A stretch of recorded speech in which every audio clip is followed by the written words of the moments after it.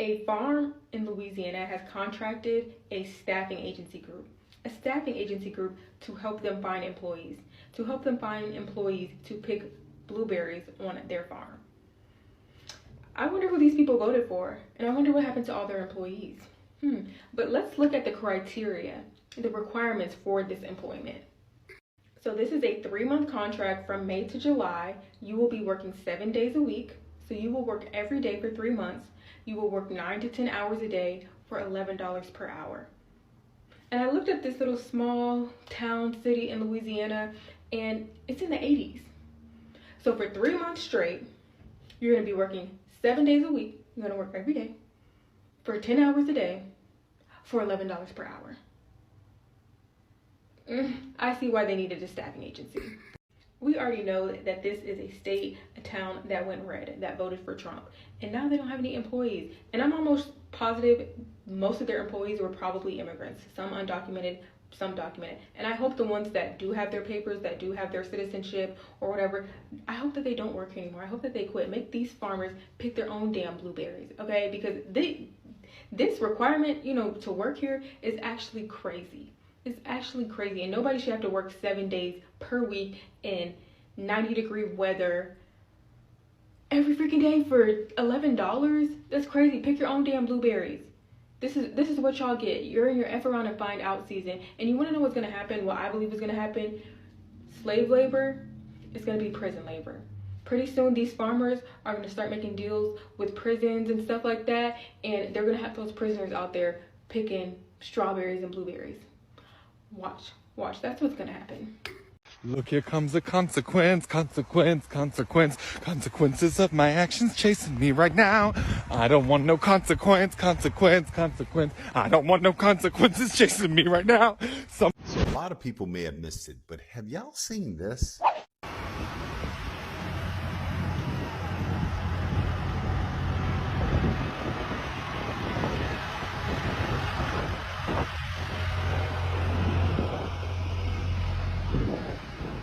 So first, let me describe what you're seeing. What you are seeing is a protest by Maine farmers. These are people, by and large, who voted for and supported Donald Trump. While Kamala won the state of Maine, and she won it by not the margins that you would typically see when there was a clear difference between what Donald Trump was saying and what Kamala was saying.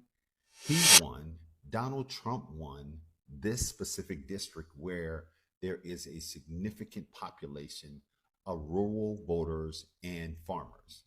So this is how the news in Maine explain this situation. The Department of Agriculture has angered those who work on small farms across the state. Political reporter Kate McCusker heard from Maine's farmers who gathered to protest in Augusta today. With some arriving on tractors and one even carrying a bucket of manure, today Maine farmers gathering to protest recent cuts by the Trump administration. Several farmers from across the state spoke out against recent cuts by the U.S. Department of Agriculture to school lunch programs and food banks. They say federal funding is crucial for small farmers to sustain their business. Some say they've already invested money that the federal government had promised to reimburse them for, or have signed contracts to support them. And overall, they say the uncertainty and confusion is hurting the industry. This is not a partisan issue for me. I'm not a Democrat or a Republican. I'm a Mainer who thinks we need farms and farmers to feed people in our state. So Maine farmers, help me to do the math here. 1 + 1 = 2. The sky is what color? Blue. If someone tells you who they are, it's best you believe them. Donald Trump said that these were the things that he was going to do, and he did them. He talked about tariffs, and he talked about cutting the Department of Agriculture. He did exactly what he said he was going to do. This is your around and find out moment. Just enjoy it. Take it like a man or woman. You voted for this. This is exactly what you deserve. Hey, what's up, fam? How you doing? How we doing? Super great from whatever you're watching us from. White farmers are facing a lot of troubles today. There is tremendous predicament they are facing. Massive losses, a lot of products being delayed, people are not buying. Like there is no, the tariffs have affected every aspect of farming in the United States. Now, let's take ourselves back like 5 months ago when we had the opinions of white farmers, especially in Nebraska. You could hear the opinion how they were so much positive thinking that things are going to work for them. Unfortunately or fortunately, things worked against them. It's unfortunate, but at the same time, it's fortunate. Because right now, tell me why you want black folks to work in your farms. You want black kids to work in your farm. And I know America has the tendency of putting kids to work in farms, but that's not going to be happening because black people are not going to be doing that. Things first, they're not going to be allowing the children to work for you because they're tired with you. You didn't listen when they warned you because you voted thinking that it's going to benefit you at the expense of other people. Well, now everyone is losing it. That's how it happens. When you think you're going to have it all, you lose it all. White farmers lost it all. We have a lot of farm products that are still unsold. They can't sell them because of the tariffs that are affecting them negatively. White farmers are facing fund freeze. This is something that happened to them. But when black folks told you about all this, you thought it was just a mere talk. You couldn't listen to them because at the end of the day, you think that the policies that were put there are gonna be favoring you. I mean, you made the bed. You're gonna be sleeping on it. You have to sleep on it. Black people are not going to work for you to begin with. Second, black people are not gonna be joining you in the demonstrations. Let that just sink on your mind because the way I'm hearing the opinions of black people in regards to this, that tells you a lot that they don't want nothing to do with you involving them in your activities because this is something that they warned you about and you took them for granted. And America has an history of people that look like you who take black folks for granted. You just see them as working machines. And right now, at the back of your mind, you still think that the same damn people that you voted against are going to come in your farm and work for you. Hell nah. I think black folks can do better than that. And I think they're not going to be falling into the trap of working for you. So I want us to watch these videos. It is so interesting. It is so educative. It's going to be giving you a perspective that I feel like, we need to all have all these people coming out and talking about this. And just a fast request, if you're watching us for the first time, I'll ask you to subscribe to the channel, join our membership, and really get to what you can offer you. For those who are supporting me through my Cash App, which is on my bio, I highly appreciate you. For those who are donating me through Super Thanks, I'm also appreciative for the service, for the help that you're giving me. So let's watch the video. I'll be back and we'll share 1, 2, 3.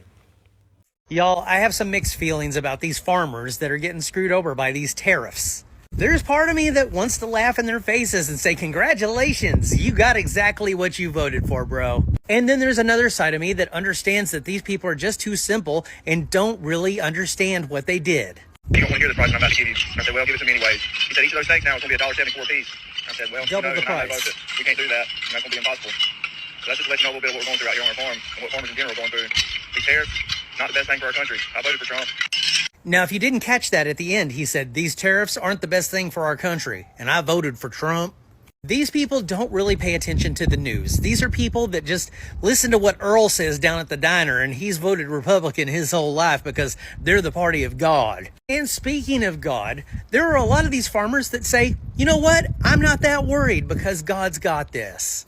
Of faith, and our faith is in God and not in administration. In agriculture, there's about 85% of what happens on my farm that is completely out of my control. Yeah. So I have to do the very best I can at managing that 15% of inputs and costs and labor and marketing and signing the best contract and doing the best job that I can and leave the other 85% up to the good Lord. And that's all we can do, whether it's weather or disease or a hailstorm or a pandemic or administration. They're trying to compare these tariffs to a natural disaster, but this isn't a natural disaster. This was a decision made by one man who is screwing them over. And they're just like, well, it's in the Lord's hands. What can we do? And this, again, is why religion is so dangerous.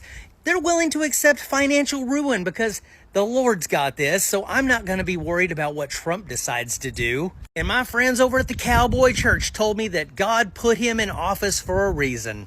And that's just it. When you think that there's a supernatural force just watching over you at all times, nothing matters. Your family might starve. Well, if that's what God wants, who am I to argue with him? If you don't get your kid vaccinated, they could easily die of a disease that's easily preventable. Well, if that's what the Lord wants, I'm not going to be able to stop him. And that is why religion is one of the most dangerous things on this planet. Because these people have been convinced that they are completely out of control of things that they could completely control if they wanted to. And the sad thing is that we need our farmers, but Darwinism is going to take them all away from us if they don't get away from this Christian nationalist way of thinking. Unfortunately, I just don't see that happening. Do you? Well, it happened. The tariffs are now hitting American farmers, and they are making TikTok videos left, right, and center complaining about the costs of actually running their farms. You gotta watch this. I called 2 weeks ago to get a quote on these fiberglass steaks because we need some more steaks this year. I got a quote, 83 cents. I called the man this morning. I said, hey, I know these tariffs are crazy and everything going on. I said, what can you do me on those fiberglass steaks now if we needed a load? It's a 3-month ETA from time you place the order. He said, Taylor, you don't want to hear this price and I'm about to give you. And I said, well, give it to me anyways. He said, each of those steaks now is going to be $1.74 a piece. And I said, well, you know, and I know both that we can't do that, and that's going to be impossible. Just to let you know a little bit of what we're going through out here on our farm and what farmers in general are going through. These tariffs, not the best thing for our country. I voted for Trump. So the big question is, the Republican Congress people and senators, who are they afraid of? Think about it. Who are they afraid of? The current administration is not going to pew-pew them or send them to El Salvador. That's going to look pretty bad, no? I believe they're all part of a big mafia ring, and somebody promised these people big dividends when this is all over. For a bunch of people who are supposed to be so intelligent, why would you destroy your own country? The more people that you have working, paying taxes, this is not about fentanyl. This is not about criminals, because if ICE can pick up people off the street and find people who they deem illegal, they can also find these drug dealers. And if that's the case and you want to get rid of these people, then lock them up. Lock them up in your own jails. But there seems to be a backroom deal that's going on, and the average American is going to pay for it. It was awful. I don't know what it is about the older generation who want to pass in their own home, but no, I don't. I don't want to cross over to the other side in my home. I don't want my family to be the ones administering my medication, to be taking care of me. I want to be in the hospital. I want to be on a medicated drip. I want people who are trained to deliver this medication for a living, being the one caring for me, even if it is in my final days, and we all know where this is heading, that this is comfort care. I want comfort in the hospital. I don't want it in my home. There's nothing comfortable about that. I just had to do that with my father last week. Hospice is a wonderful resource. Please, by all means, do not take this the wrong way. did not feel equipped to be caring for my father around the clock with my mom and my sisters, administering this medication, trying to figure out what his symptoms were and trying to interpret that and calling hospice on the phone and, well, what do we do now? And this medication's not working. And he looks uncomfortable. He's making this noise, or no, he hasn't talked, or his breathing is this, far apart, or this is what it sounds like, or it was hell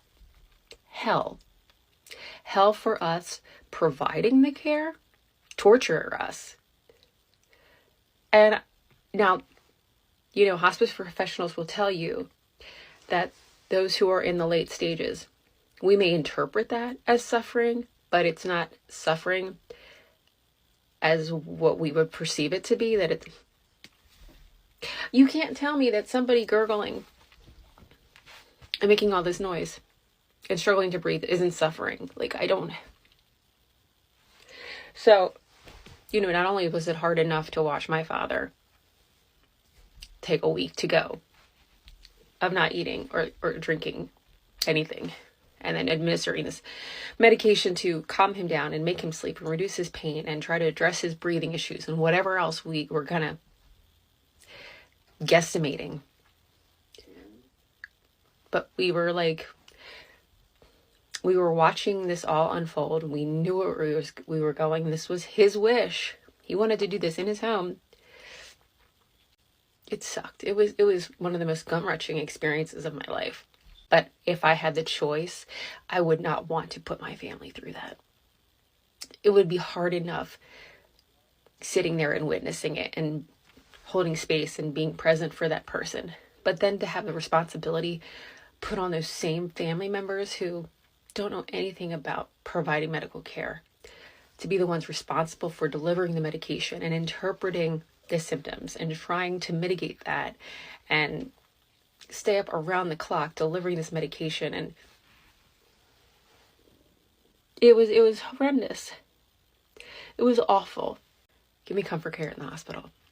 Wow, mainstream media is having a massive meltdown. So as many of you guys have probably already seen, after the debates, there's normally questions being asked by the media. It didn't happen yesterday after the English debates, and I had no idea why. And then I started seeing some clips from behind the scenes of independent media outlets recording others like the Hill Times, and it looked like it was the CBC, and they were losing it. They were absolutely livid, going off on independent media, basically telling them, why are you here? You shouldn't be here. You're doing this on behalf of third-party advertisers. The nonsense that was coming out, it made them look absolutely insane. I was actually shocked by some of the things that were being said. These are supposed to be our legitimate news stations. These are supposed to be the legitimate news sources that we're supposed to go to for our day-to-day information. This is what mainstream media has become. They are so far left and far gone that they're so bothered by the fact that once in every 4 years, independent news media outlets get to ask 1 or 2 questions to our political leaders. When literally about 99% of the time when they try asking those questions, they refuse to. Look at Jagmeet Singh. He was asked a legitimate question after the French debates. He refused to answer. He said, no, I'm not going to answer. Your news outlet is misinformation and disinformation. He didn't like the way the question was worded. But I guess the left had created such a massive outrage yesterday, and they created themselves apparently some sort of a security incident. And I honestly don't buy it for a second. I think it has to do with the fact that how disastrous both Mark Carney and Jagmeet Singh were when they were asked legitimate questions from independent media. And the reason I'm using independent media is when you have state-funded media, you work for the government. CBC is literally a crown corporation owned by the government who receives billions of dollars from the government. What sort of independence is there? Did you know that CBC gets over twice as much funding than CSIS does? Imagine the US, just as an example, subsidizing, Fox News in the tunes of billions of dollars, and they get more money than the CIA got. The whole world would lose it. Why are we allowing this? Why is this okay? Why is this normal? It's not. CBC needs to be completely reformed and completely revamped. How do you measure the success of content? It's simple. How many people consume it? It doesn't matter if they read it, if they see it on TV, or if they see it here on the phone. It's how they consume it. CBC literally spends hundreds of millions of dollars bringing news content to TV stations that no one's watching. In fact, I can almost guarantee that this video here, as it makes its rounds, than any sort of CBC news. I'm just a guy in my basement with a phone. And I don't know if you know this, but I get more views than CBC and CTV combined. So what does that tell you? Should I get $1 billion? They are so desperate to keep independent media outlets quiet because their views are now surpassing billion-dollar organizations owned by the federal government. The madness needs to end. CBC needs massive reform. They need a massive digital transformation, and it all starts at the top. I don't even know if this is breaking news. This is crazy news.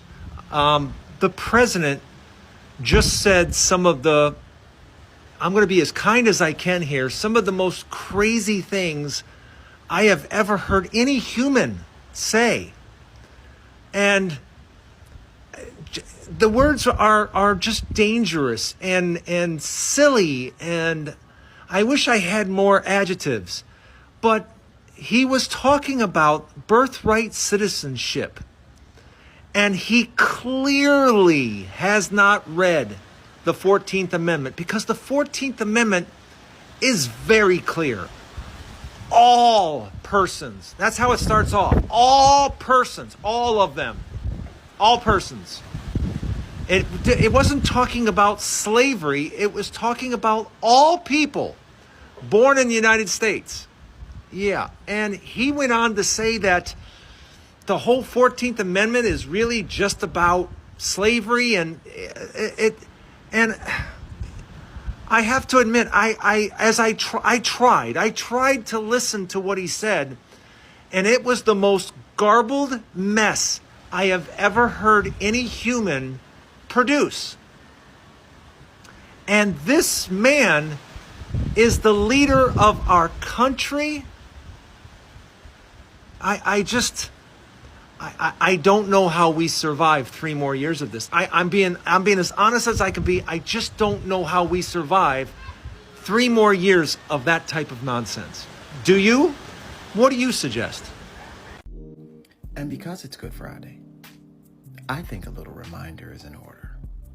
I think a reminder of the smarter choice, which didn't happen, is a little in order. So I'm going to take you back to a time where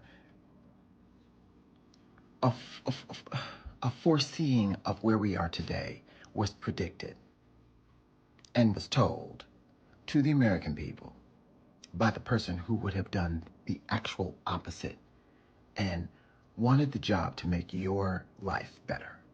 So I'm gonna just go ahead and let this play, and we will discuss, or maybe not, maybe just look at each other on the other side. Donald Trump has no plan for you. And when you look at his economic plan, it's all about tax breaks for the richest people. I am offering what I describe as an opportunity economy, and the best economists in our country, if not the world, have reviewed our relative plans for the future of America. What Goldman Sachs has said is that Donald Trump's plan would make the economy worse, mine would strengthen the economy. What the Wharton School has said is Donald Trump's plan would actually explode the deficit. 16 Nobel laureates have described his economic plan as something that would increase inflation and by the middle of next year would invite a recession. You just have to look at where we are and where we stand on the issues. And I'd invite you to know that Donald Trump actually has no plan for you. Now, what I was gonna do is run that video all day long today. Just clip it and run it all day long today. I'm gonna put it in my stories, just in its free form, because she told you. She told all of us. Now, she didn't win. You didn't want her. And everything she said in that statement, everything the economists told her would happen, has what?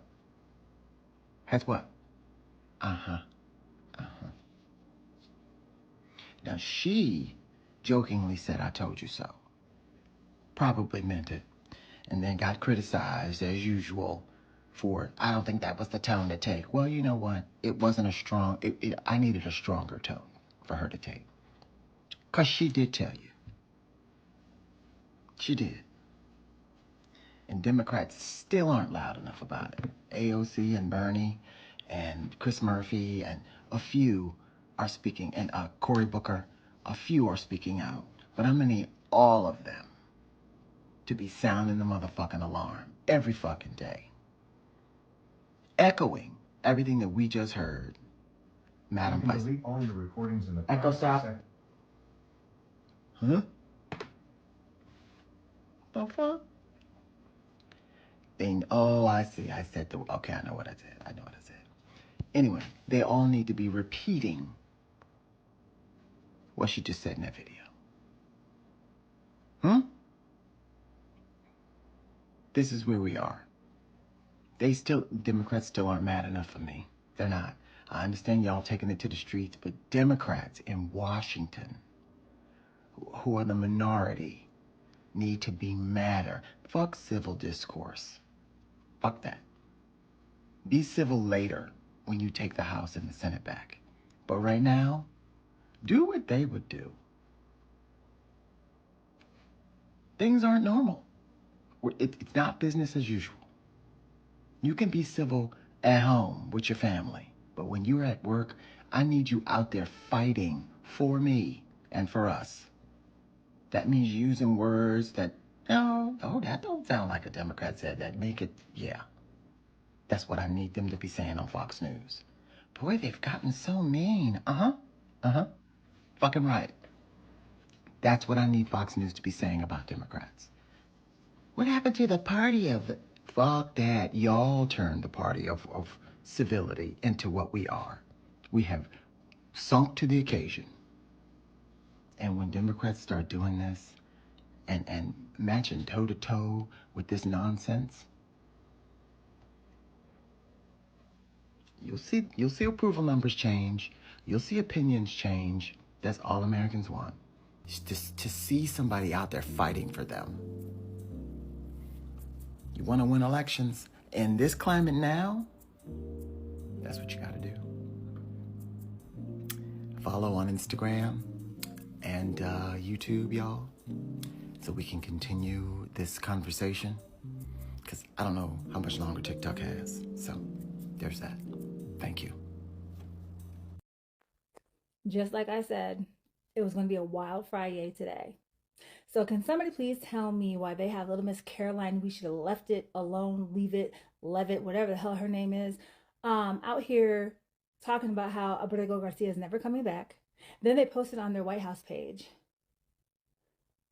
Y'all are petty Crocker, little bitch ass babies. And to SCOTUS, look.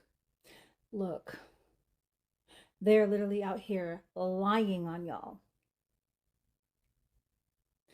Defaming, defamation, slander, whatever you want to go there. They have everything.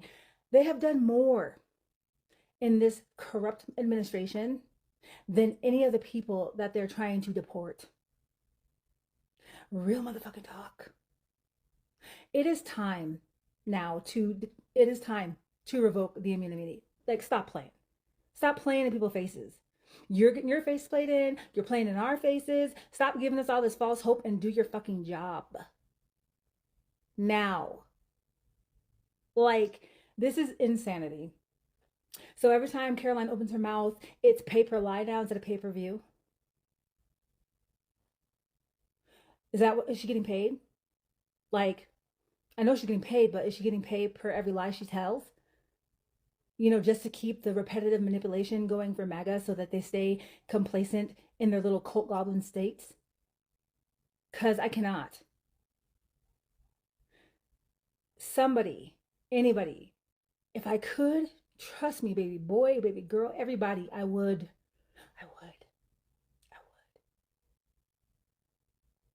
Anyway, drop in the comments, because come get these badass kids. They're just running amok. And they are. These are giant adult children. Badass toddlers that need a butt whooping.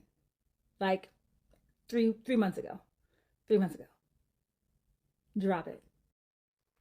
And let's make one more thing clear, okay? Do not use either of these two words when you're talking about this regime anymore. Mistake or accident. Simply because there has been no mistake and there is no accidents on what the hell they're doing. They're not mistakenly deporting people. They're not accidentally doing shit. They know exactly what the hell they're doing, and they're trying to make it look cutesy because there's no freaking accountability. It is not cute. It's not demure. It's none of that. So do not give them that. Do not enable the fucked up behavior that this regime is doing by saying it was an accident or mistake, bitch. It's not. It's not. There is none of that. There is no mistake. There's no accident. Stop it. Carry on. Buddies at work's talking about, do you not know that these tariffs are going to make all of our stuff go up in price? We can't afford the shit as it is, blah, blah, blah. Well, if it was such a concern, how come every country in this known world had tariffs? Some of these countries had 100, 150%, even more than that tariffs on the United States. But the very second that we start talking about, we're going to put tariffs on your ass, oh, now the panic starts. Do you ever wonder why the panic starts? It's the exact same panic that you hear from the Democratic Party when we cut off all the slush funds for USAID. Let's just be real. It was a money laundering system. These people were getting rich on my tax dollars and your tax dollars. All right? The very second Trump puts tariffs on these people, you hear them panicking. Oh my God, what are we going to do? We can't do this. Blah, blah, blah. Damn America. Blah, blah, blah. Yeah, it's time for us to start living like kings. All right? We paid for it, by God. My tax dollars have been going to allow these people to live beautiful lives while my family has to struggle and work overtime continuously to make ends meet. It's time for this dude and that dude and this woman to start living better. That's what this is about. We cut their slush funds off. We're tired of getting raped and robbed through our freaking markets, through our freaking tax dollars. And that's the reason why you hear the boo-hooing. Ooh. Yeah, well, get a job. Got a lot of damn jobs available coming soon. Time to get up off your dead ass and quit eating them Cheetos and Doritos and playing your little video games while on the clock with your punk ass. Hey, what's up, fam? How you doing? Welcome back to the channel.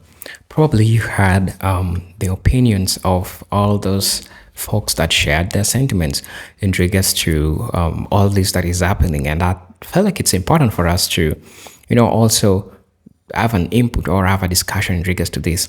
First things first, I've been giving my opinions in regards to this. I've talked about white farmers, about all this, but again, I'm still seeing the same problem repeating itself. And so this time around, I decided that I'm going to be giving people's perspective, what people said about all this. And I'm going to be reading you, we're going to be reacting on it together, and just listen to what the opinion of people, how they feel about all this. So let's go through it. They need to stop talking about, they need to stop talking around with a mouth full of scriptures and the heart full of hate. Somebody said that. Tell the farmers to pull themselves up by their bootstraps. They voted for this. The same damn thing they ever told black people to pull themselves with their bootstraps. It is time that things are changing, that they also need to pull themselves with the same damn bootstraps. When you vote with the intention of hurting other people, you only hurt yourself in the end. Yep, that's what happened. And I think I've been addressing this for the longest time. The people that voted, they voted with the intention of this is gonna just be benefiting them at the expense of black people. But again, things backfired. Things didn't work the way probably thought that would work. Somebody's saying, hey Maga, now is your time to shine. You said you didn't want them to them taking your jobs. stand on it. Very nice. I feel like there is time around 6 months ago, 6, 7 months ago. There's a time when there's an issue of immigrants are coming, taking people's job. But I think this is the time that you need to put your words into practice. I know immigrants, they're deported. I mean, if they're still remaining, some of them are still being deported. That being said, the people that will work on farms, they are no black people. It is you that will get in that farm and work. Somebody saying, hey, wasn't they saying immigrants was taking the jobs? Well, there is a job back. Go get them. Same damn thing. 20,000 families lost their farms during the steel tariffs. They should have learned then. This is something that happened. When you talk about 20,000 families lost their job, lost their job through because of the tariffs. Let's take a moment and think about black farmers, that their lands were taken away from them.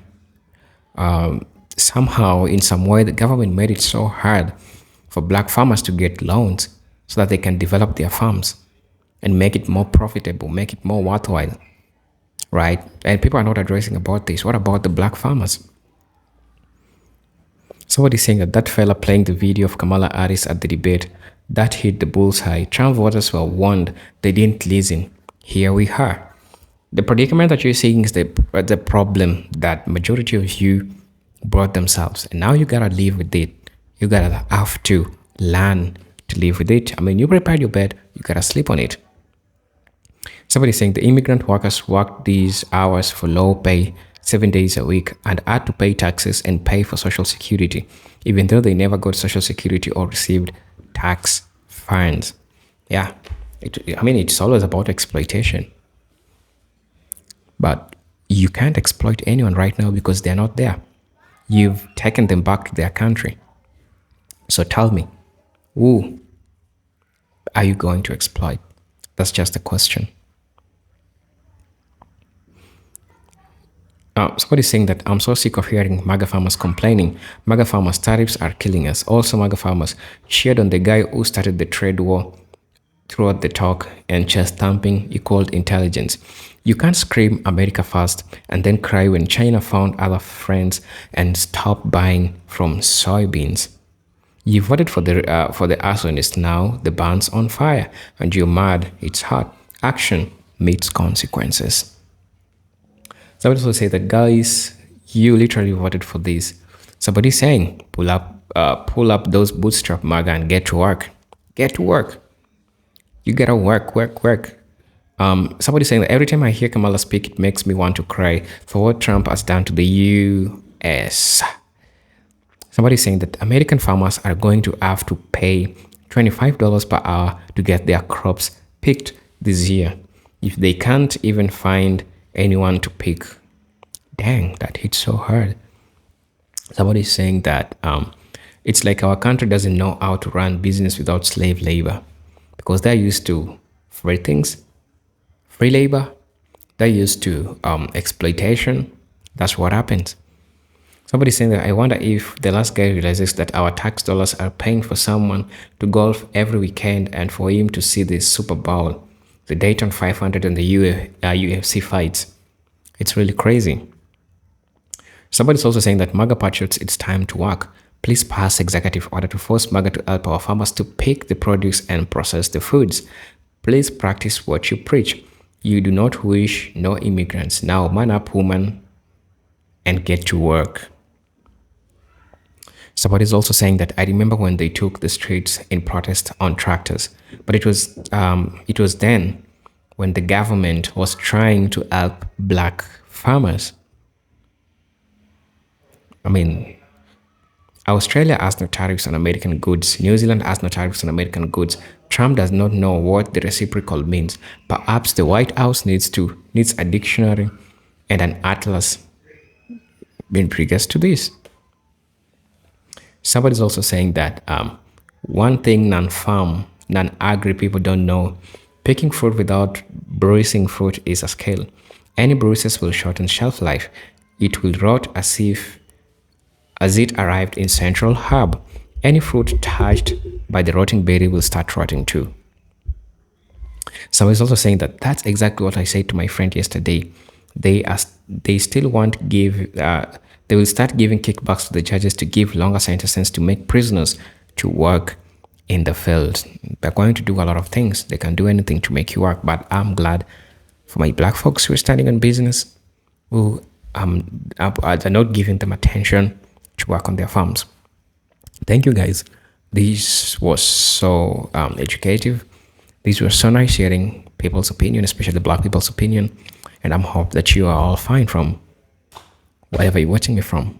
Until then, this is presenter Jintek Stories, and I'm hoping to see you in my next video. But until then, peace, love, and harmony. Salute.